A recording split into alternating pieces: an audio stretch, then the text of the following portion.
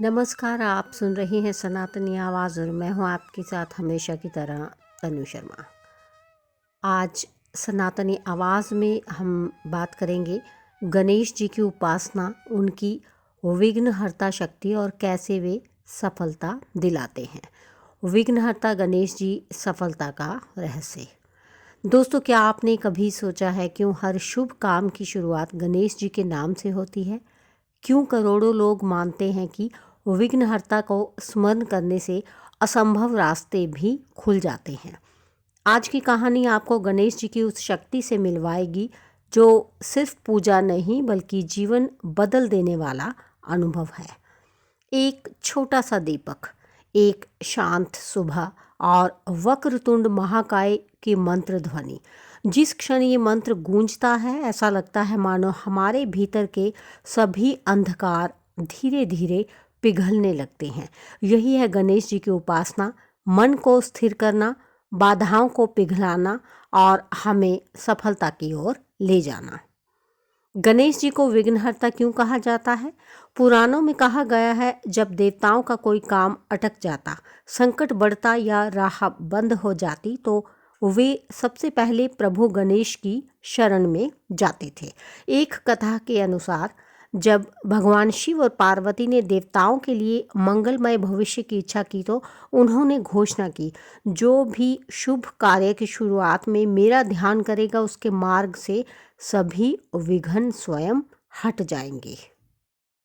यही कारण है कि चाहे विवाह हो, गृह प्रवेश हो, परीक्षा हो या कोई नया काम, सबसे पहले याद किए जाते हैं विघ्नहर्ता। वे देव जो बाधाएं दूर ही नहीं करते बल्कि मनुष्य को अपनी शक्तियों को पहचानने की क्षमता भी देते हैं। गणेश जी की उपासना सफलता कैसे लाती है? ज्ञान और एकाग्रता का आशीर्वाद।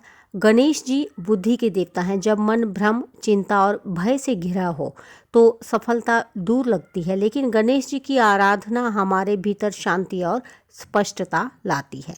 अच्छे निर्णय सफलता का पहला कदम है और बुद्धि का प्रकाश गणेश जी का सबसे बड़ा आशीर्वाद है।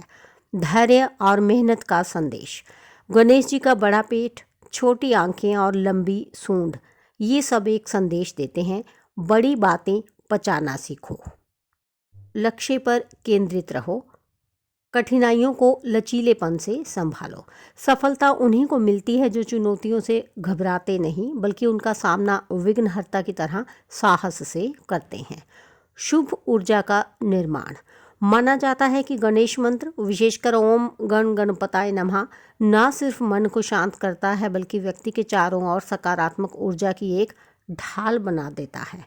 जब मन साफ हो, ऊर्जा सकारात्मक हो और इरादे मजबूत हों तो सफलता एक प्राकृतिक परिणाम बन जाती है। दोस्तों, प्रसिद्ध कथाओं में आता है कि एक बार ऋषि व्यास महाभारत का लेखन करना चाहते थे, लेकिन उन्हें ऐसा कोई चाहिए था जो बिना रुके पूरा ग्रंथ लिख सके। सर्वश्रेष्ठ कौन? देवताओं ने सुझाया गणेश जी। शर्त रखी गई, गणेश जी बिना रुके लिखेंगे और यदि व्यास जी रुक गए तो वे लिखना छोड़ देंगे। व्यास मुनि ने कहा, आप भी प्रत्येक श्लोक को समझकर ही लिखेंगे। इस प्रकार एक महाकाव्य की रचना हुई जिसने दुनिया को ज्ञान दिया, मार्ग दिखाया और आज भी प्रेरणा का स्रोत है। संदेश स्पष्ट है, जहाँ दृढ़ निश्चय और दिव्य प्रेरणा साथ हो वहाँ दुनिया की कोई शक्ति आपको रोक नहीं सकती। जीवन में कैसे करें गणेश जी की उपासना? सुबह 2 मिनट ओम गण गणपताय नमः का जप, किसी भी नए काम से पहले छोटी सी प्रार्थना, गणेश जी की मूर्ति या छवि देखते समय गहरी सांस लेकर मन को शांत करना।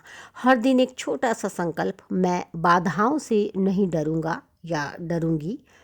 ये सरल अभ्यास आपके भीतर शक्ति जगाते हैं, एक ऐसी शक्ति जो आपको आगे बढ़ाती है, संभालती है और अंततः सफलता तक ले जाती है। तो दोस्तों, अगली बार जब आप किसी नए सफ़र की शुरुआत करें, गणेश जी को याद कीजिए, क्योंकि विघ्नहर्ता सिर्फ बाधाएं नहीं हटाते, वे आपके भीतर छिपी असली शक्ति को भी जगाते हैं। तो याद रखिए, जिसके साथ गणेश, उसकी हर शुरुआत सफल। तो इसके साथ ही मुझे दीजिए अनुमति, फिर मिलती हूँ। धन्यवाद।